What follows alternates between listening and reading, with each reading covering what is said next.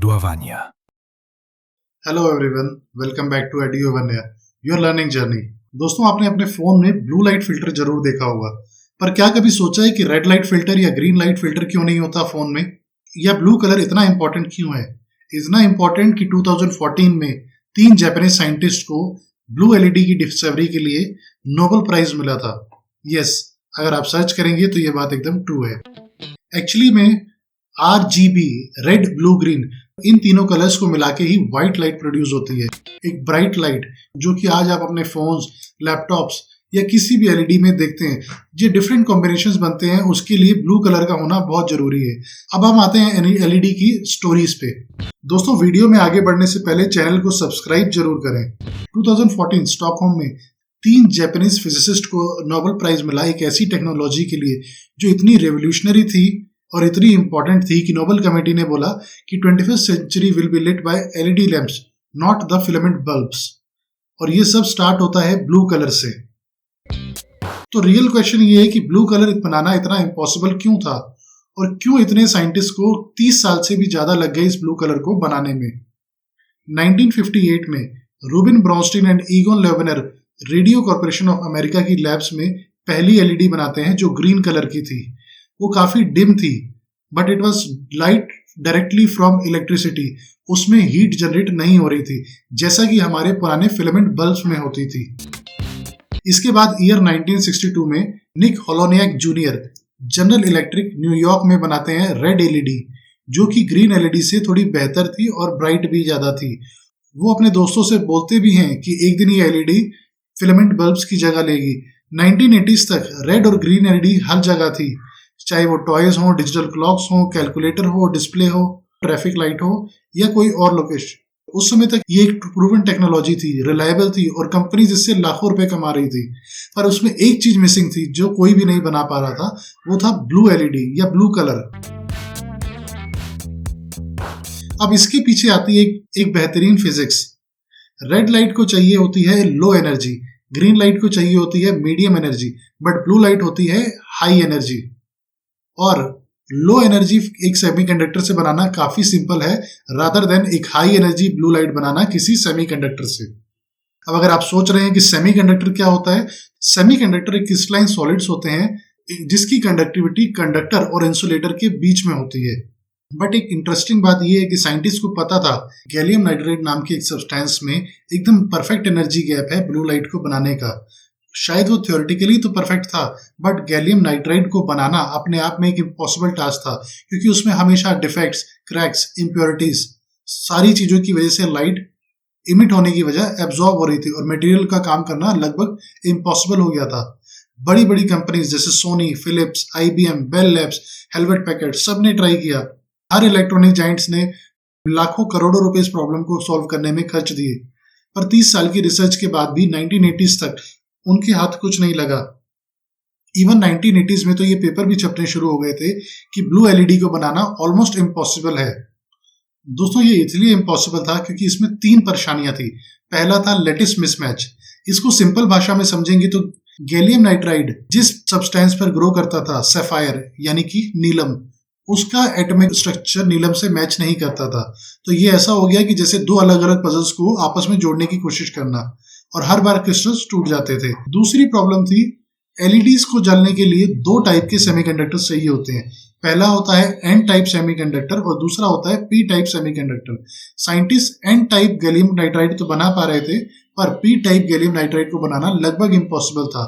उन्होंने gallium nitride में magnesium को ऐड करने की कोशिश की और पी टाइप सेमीकंडक्टर बनाने की कोशिश की, बट मटेरियल फिर भी काम नहीं किया और लगभग 20 साल तक कोई भी पी टाइप का गैलियम नाइट्राइड नहीं बना पाया। दोस्तों, वीडियो में आगे बढ़ने से पहले चैनल को सब्सक्राइब जरूर करें। तीसरी प्रॉब्लम थी हाइड्रोजन, जो कि था इनविजिबल किलर। जब क्रिस्टल की ग्रोथ होती थी तो मैग्नीशियम के साथ हाइड्रोजन मिल जाता था और मैग्नीशियम को इनएक्टिव कर देता था। ये तीनों प्रॉब्लम आपस में लिंक्ड थी। जैसे ही एक को सॉल्व करने की कोशिश करते थे तो दूसरी प्रॉब्लम बढ़ जाती थी। पर फिर 1989 में नगोया यूनिवर्सिटी में कुछ ऐसा हुआ जिसने आगे दुनिया को बदल दिया। नगोया यूनिवर्सिटी के 2 साइंटिस्ट इसामु आकासाकी और हिरोशी अमानो, जब उन्होंने माइक्रोस्कोप के अंडर इन क्रिस्टल्स को इलेक्ट्रॉन बीम से हिट किया, तब ये क्रिस्टल ब्राइटली ग्रो करने लगे। तो उन्होंने रियलाइज किया कि हाइड्रोजन पॉइजनिंग रिवर्सिबल है उन्होंने इस प्रोसेस को नाम दिया एनीलिंग, जिसमें रैपिडली हाइड्रोजन फ्री एनवायरनमेंट में क्रिस्टल्स को हीट किया जाता है और मैग्नीशियम को एक्टिवेट किया जाता है, और इस तरीके से बनी 1989 में first working blue LED ever. But Akasaki और एमेनाओ का मेथड काफी स्लो था और इलेक्ट्रॉन इरेडिएशन की जरूरत भी थी, जो कि मास मैन्युफैक्चरिंग के लिए प्रैक्टिकली पॉसिबल नहीं था। बट इससे इंडिपेंडेंट एक और साइंटिस्ट शूजी नामाकुरा निशिया कॉर्पोरेशन में कुछ एक अलग अप्रोच अपना रहे थे। उन्होंने एक 2 स्टेप प्रोसेस बनाया, जिसमें पहले एक थिन लेयर को लो टेम्परेचर पे लगभग 500 डिग्रीज पे प्रिपेयर किया और फिर मेन क्रिस्टल को हाई टेम्परेचर पे आउटसाइड ग्रो किया, जिससे स्ट्रेस रिड्यूस हुआ और क्रैक रिड्यूस होना शुरू हो गए। और 30 नवंबर 1993 को निशिया कॉर्पोरेशन ने एक प्रेस कॉन्फ्रेंस करी और वर्ल्ड का पहला कमर्शियल ब्लू एलईडी दुनिया को दिया, जो कि अकासाकी और एमेनाओ के ब्लू एलईडी से काफी ज्यादा बेटर और ब्राइट था। और 3 साल के अंदर अंदर ब्लू एलईडीज ब्राइटर, चीपर और मोर एफिशिएंट हो गई। 1995 तक टेलीविजन ने ब्लू एलईडी को अडॉप्ट कर लिया और एलईडी टेलीविजन आने लगे, जो कि फुल कलर डिस्प्ले देने लग गए थे।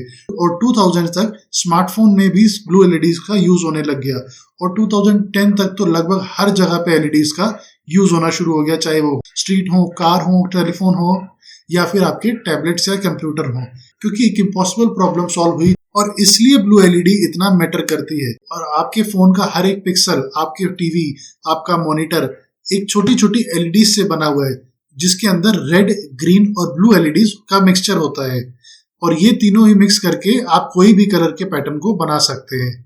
रेड और ग्रीन को इक्वल अमाउंट में मिक्स करेंगे तो बनेगा येलो, रेड और ब्लू को इक्वल अमाउंट में मिक्स करेंगे तो बनेगा मैजेंटा, ग्रीन और ब्लू को इक्वल अमाउंट में मिक्स करेंगे तो बनेगा कायन कलर, और इन सबको एक साथ मिक्स करेंगे तो बनेगा व्हाइट कलर। और बिना ब्लू कलर के व्हाइट कलर को बनाना लगभग इम्पॉसिबल था, और बिना व्हाइट कलर के एक फुल कलर डिस्प्ले, एक एलईडी, एक स्मार्टफोन, एक मॉडर्न टीवी, एक कलर स्क्रीन, कुछ भी पॉसिबल नहीं था। तो ये प्रिंसिपल एडिटिव कलर मिक्सिंग, ये तो सेंचुरीज पहले फिजिक्स में डिस्कवर हो चुका था, बट ये प्रैक्टिकल हुआ सिर्फ और सिर्फ ब्लू एलईडी के आने के बाद। ब्लू एलईडी के आने से पहले आपके पास रेड पिक्सल या ग्रीन पिक्सल तो होते थे, बट इतनी व्हाइट लाइट नहीं होती थी कि आप एक फुल कलर डिस्प्ले दे पाए। तो इस समय जब आप अपने फोन को स्क्रॉल कर रहे होते हैं तो वो होती है ब्लू एलईडी। जब टीवी को देख रहे होते हैं वहां यूज होती है ब्लू एलईडी बैकग्राउंड। जब आप अपने कंप्यूटर, लैपटॉप को यूज कर रहे होते हैं वहां भी होता है ब्लू एलईडी। जब आप रात को गाड़ी चलाते हैं तो कार की हेडलाइट्स में भी होती है ब्लू एलईडी। जब आप स्ट्रीट पे चलते हैं तब भी यूज होती है ब्लू एलईडी स्ट्रीट लाइट्स।